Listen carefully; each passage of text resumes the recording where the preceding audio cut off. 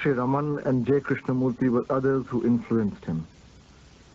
Soon enough, however, he rejected all such influences, beginning a relentless course of corrosive questioning of all authority. At the age of 49, he went through a profound mental and physical catharsis, a mini physiological atomic explosion, as he calls it, that left him, he later claimed, miraculously cleansed of all overimpositions of thought and culture. Since then, UG has lobbed cynical grenades at every citadel of authority and convention. For him, there are no gods, no guru, no religion, no striving, no solace, no redemption. He is the ultimate non-guru, a kind of cosmic Naxalite who ruthlessly demystifies spiritualism, but claims he has no panacea to offer. For a person who says he has no questions and no answers to give, it is surprisingly easy to talk to him, and it is indeed a privilege to have you, sir, with us in the studio. Yuji, you say you have no solutions, no answers, no formulas. Why did you agree to give this interview? Because you are the only medium through which I can express myself. And I have felt for some time very strongly that those who have been coming to see me all these 20 or odd years, I should say, have been interested in moksha, liberation, freedom, transformation, and all kinds of such things. And anything I say has unfortunately will be misinterpreted as something to do with the same thing that they have been interested in.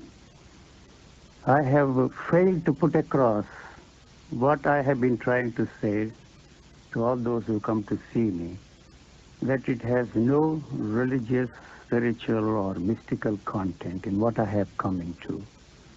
And it is only a pure and physical and physiological functioning of this body that I am left with. So there is no way they can understand what I am trying to say, because it is impossible for them to listen to anything without interpreting what I am saying within the framework of their own religious thinking. So I decided, when one friend suggested, why don't you go public, as they put it, and try your luck with the media. And my going public is not born out of any interest or desire on my part to become famous or any such thing. But television and radio, they are very powerful media through which I can express myself. So what is the motivation behind my accepting your invitation or the invitations of the people around the globe is that maybe somebody somewhere who is listening to this program or similar programs will get, you see, the hang of what I am trying to say.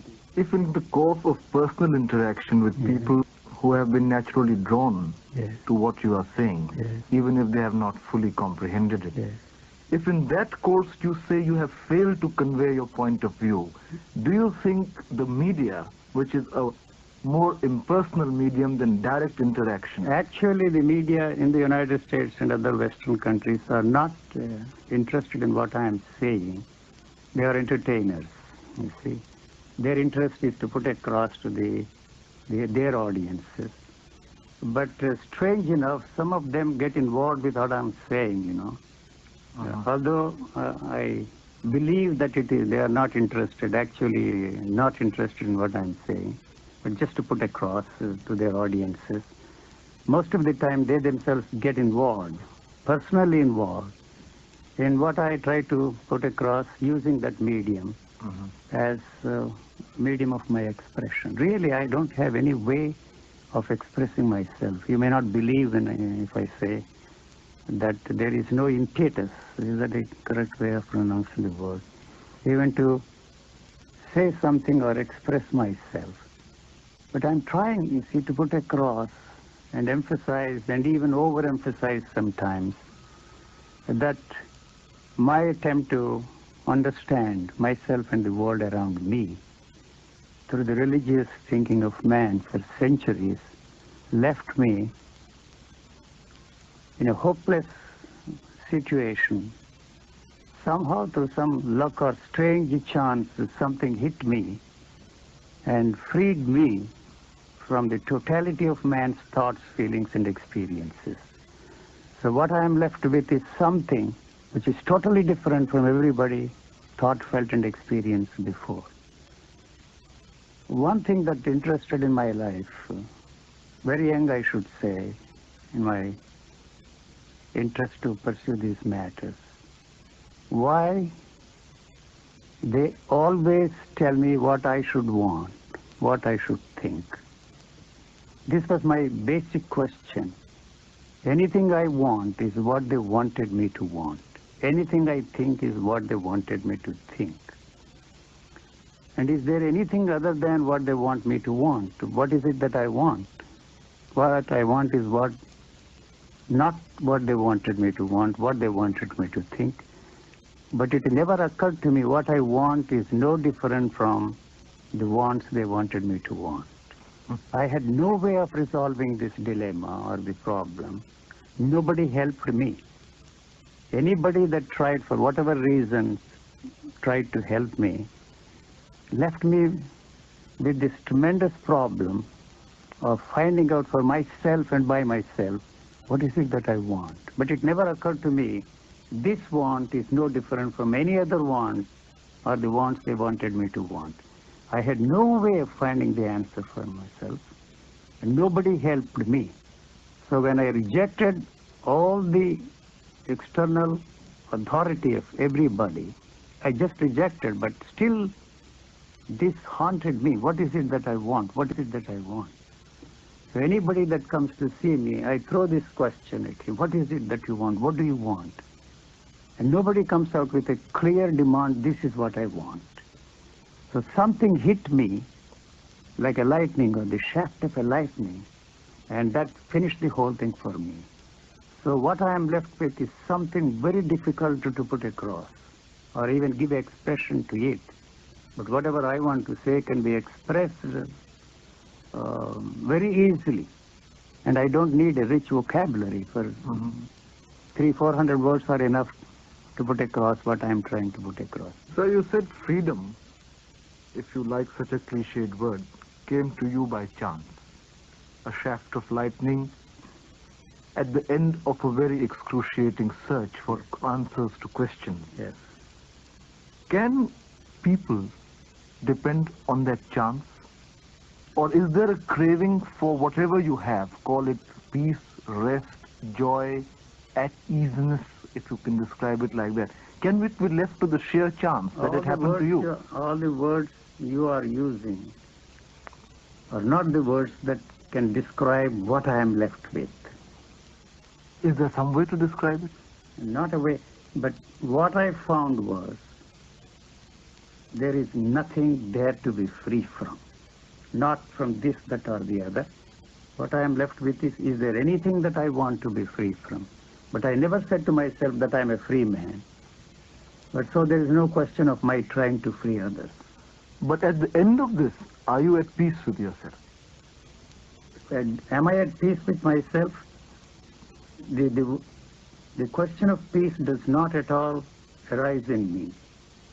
So I can't say that I am at peace with myself, because I knew that whatever I did in my quest for finding out the truth, reality, or whatever you want, disturbed the peace that was already there. There is a tremendous peace there in us, and our idea of a peace and the pursuit of that peace disturbed the peace that was already there. But So you've dispensed with the search because now you have it. All the questions have ceased because in one cataclysmic moment, you have found the questions redundant, even irrelevant. I don't think I have found the answers for the questions.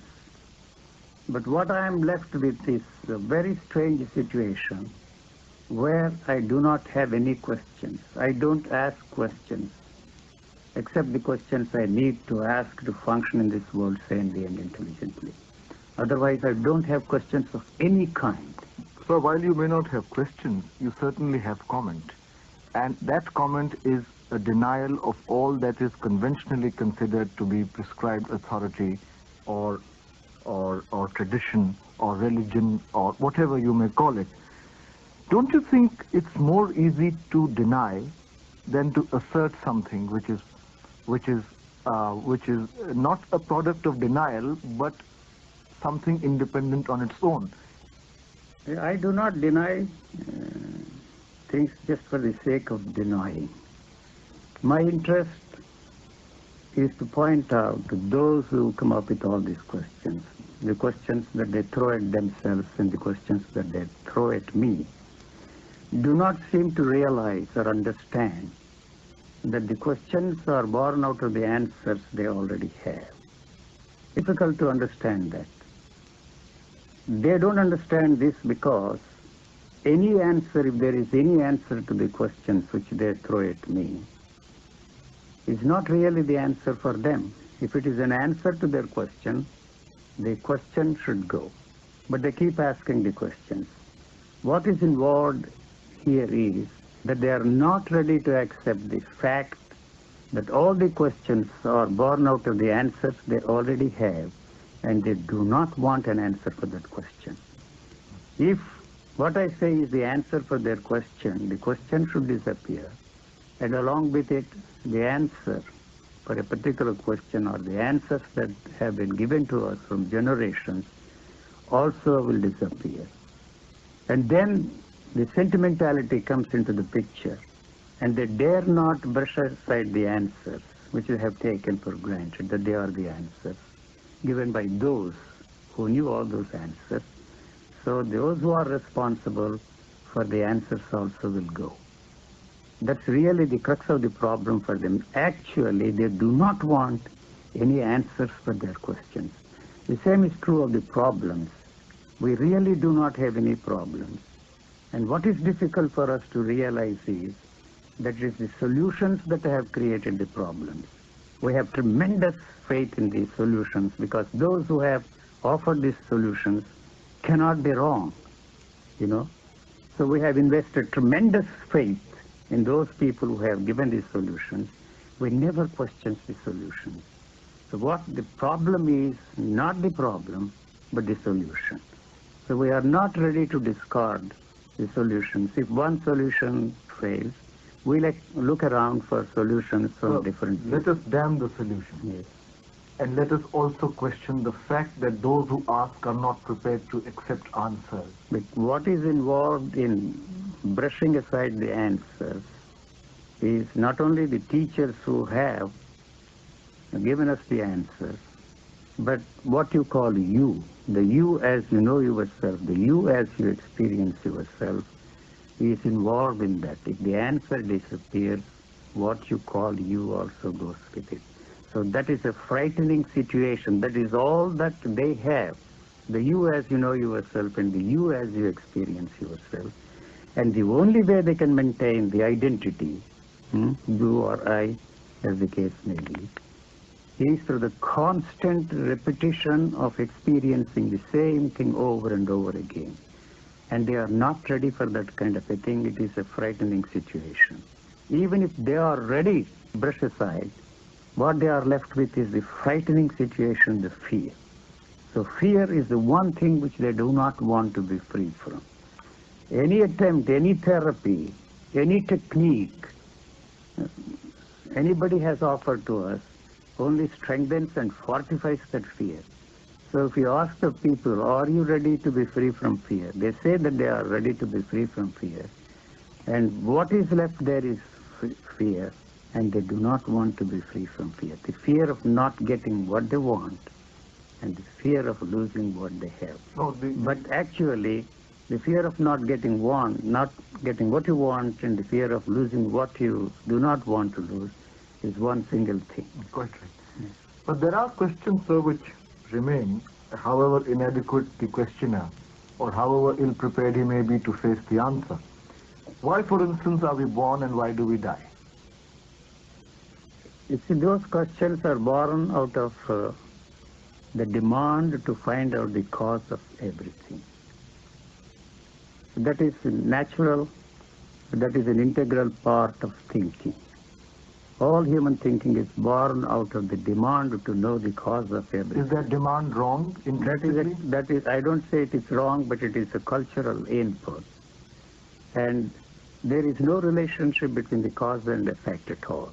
The metaphysicians in India might say that the cause is effect and the effect is the relationship. And I ask many people, why do you come to see me? What I am saying is something totally different from what you believe. And so their answer is, we want to find out the cause of whatever happened to you. We are interested in what you are saying. We want to know the cause of it. They are interested in finding out the cause of it for the simple reason that they want this kind of a thing to make it happen to them. But this is something which cannot be made to happen through any volition of yours or any effort of yours. And so I tell them, whatever you want, you can get it, but this is something you cannot want because you do not know what it is. So what you do not know, you cannot experience, so you just forget about it. But still, their interest is to find out the cause of everything so that they can make it happen. My interest is to point out that whatever happened to me, if you are lucky enough to happen, it will be totally different. So whatever existed before cannot touch what I have come into. I do not say that I'm an extraordinary man, nobody else has come into this kind of a thing, but it doesn't interest me. But if you are lucky, I tell the people who come to see me, to touch life at a point where nobody touched it before, you will be the one that will make this obsolete.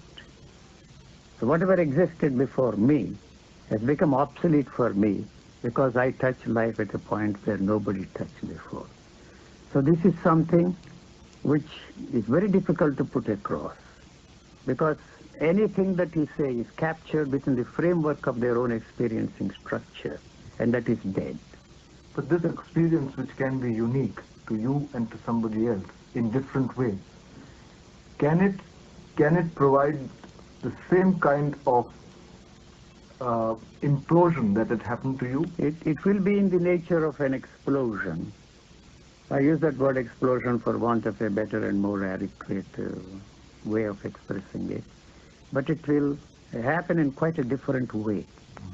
And I don't know what he will say, or how he will put these things, but it will be something unique and something different from everything that everybody has said before. So there is this natural state of the body. There are different ways you've expressed it in different interviews that you've given, that you have extolled. How is it different to the more conventional labels of nirvana, mukti, moksha? I know you've begun to smile, so the very fact of my using these labels is perhaps blasphemous in the context of what you say. But how is it different? It is not different, but there is no point in using those words anymore. For example, the word nirvana means blow up. I don't know if I am right, but anyway, that's what I understand. So it has not actually and factually blown up everything. If it has, as it should, you are left with something totally different. And what you are left with is something which cannot be captured, contained, and given expression to. In any way, in any attempt on your part to express it is bound to fail. It's just like a tree that is there. What you will do with it, you can sit under the tree and in the shade and protect yourself. Cut it into pieces and use that as a burning fuel. What you do with it is not its interest. So in exactly the same way, what I say may not have any relevance to you or to anybody or to the world at large. But it comes out, this is what I have found. This is totally different from what I was made to believe, what I was made to think. But one of your findings is that the body, liberated from the over-imposition... The stranglehold of thought. Stranglehold of thought. Now, so what you are left with is a tremendous living organism with an extraordinary intelligence of its own. When once the thought cannot control, shape, the activity of the functioning of the body, it begins to function with an extraordinary intelligence of its own. It is quite different from the intellect which we have acquired. But what I want to emphasize is that the body is not interested in learning anything, not interested in knowing anything from us. So then the expression of that life will take care of every problem, individual problem. So in the ultimate analysis, I must say this, that what has happened to me cannot be fitted into any value system. It has no value for me. This is not something which I can sell. This is not something which I can put across and use to convert people into my way of thinking or into my way of experiencing things. Since it has no value for me, it has no value for the world at all.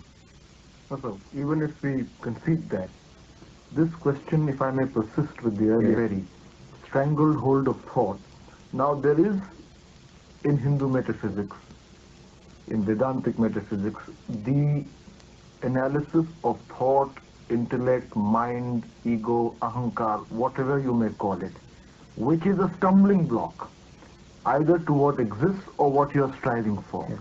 In what sense then is what you are saying a break away from this tradition? What they fail to emphasize is that thought can create problems, but that is not the instrument to help us to solve the problems. How this dawned on me is something I do not know, and I have no way of communicating to others. Neti, neti. You know that old I understand. slogan, Yes. where thought is unable to comprehend, thought is an inadequate instrumentality, thought is an obstacle to that search. So if I may say so, it is a continuation of a certain tradition in metaphysics, in Hindu philosophy at least. Yes. And to the extent that I am able to understand you, you have brought it into greater emphasis, but not completely denied this devaluation of thought. No, I have not brushed aside the thought totally, because it's a very powerful instrument and we need it.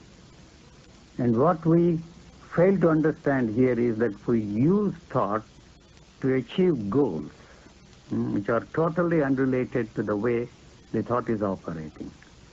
And this, the neti-neti doctrine you refer to, is a gimmick which we have discovered, found, to achieve our goal. Whatever is the goal, Which is?